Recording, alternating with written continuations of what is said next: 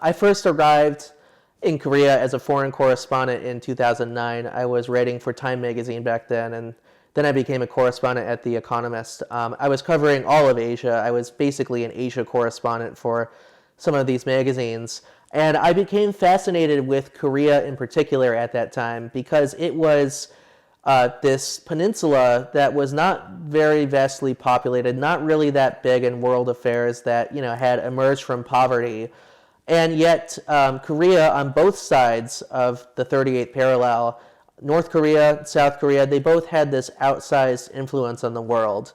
And, in North Korea, the influence is nuclear threats and concentration camps, terrible human rights abuses, this crazy dictator who seems to just, just surprises us every time.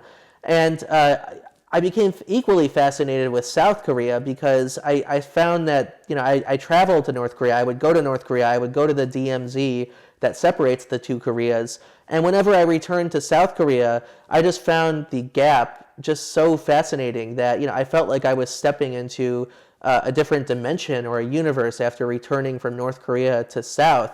And yet, these are people who have been divided for about 2 generations. I mean, it's not really that long that they've been divided. It's really only almost a lifetime ago, which is not a long time. And so I just got fascinated that North Korea could be in this position of total disaster, it's total rubble, just nothing.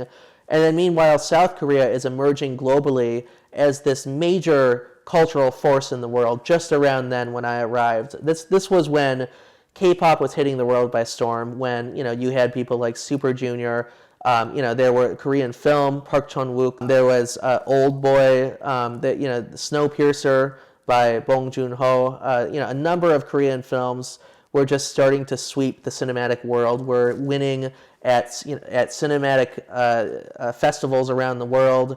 K-pop, and there was Rain at the time. There was Gangnam Style with Psy, came out, became a major sensation. And when I first arrived in Korea, I was actually kind of dismissive of all this. I thought that maybe K-pop would not catch on that big. I mean, maybe it would just kind of be a niche thing that certain teenagers around the world enjoyed. I kind of thought of it as a bubblegum pop, or kind of silly, to be honest. But over time, I was truly I just got so amazed by how this caught on, and how each step along the way, it's almost like the Korean giants, the pop giants and the production houses that I doubted, just somehow managed to get their stuff out there, to just sweep the world.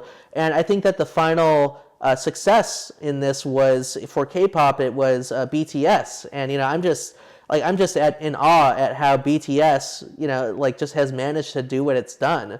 I think there are other people who could probably give more detail on how exactly that happened.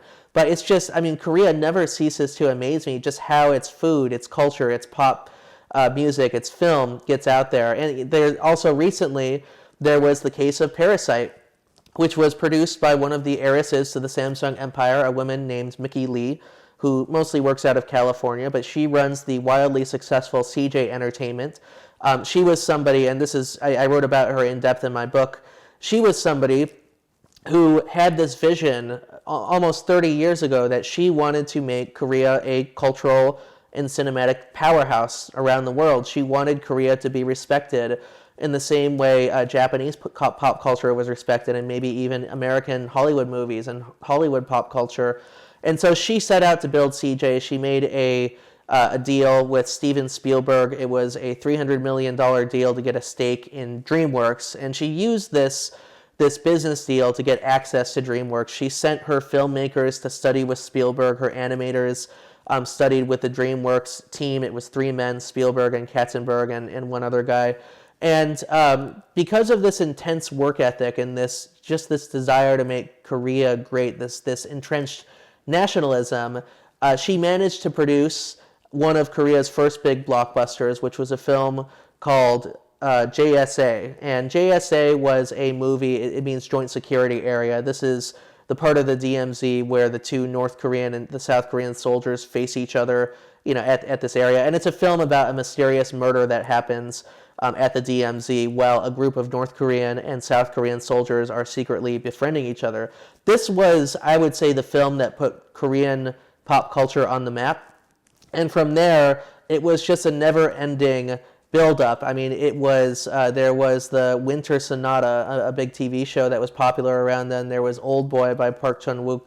It was just this never-ending build-up until finally Korea got to BTS, got to Parasite. Managed to elevate the poor practices it had as a highly censored, impoverished nation and a dictatorship, in the 1980s, to this vibrant cultural, technological democracy that just seems to wow so many people with the things that it manages to produce.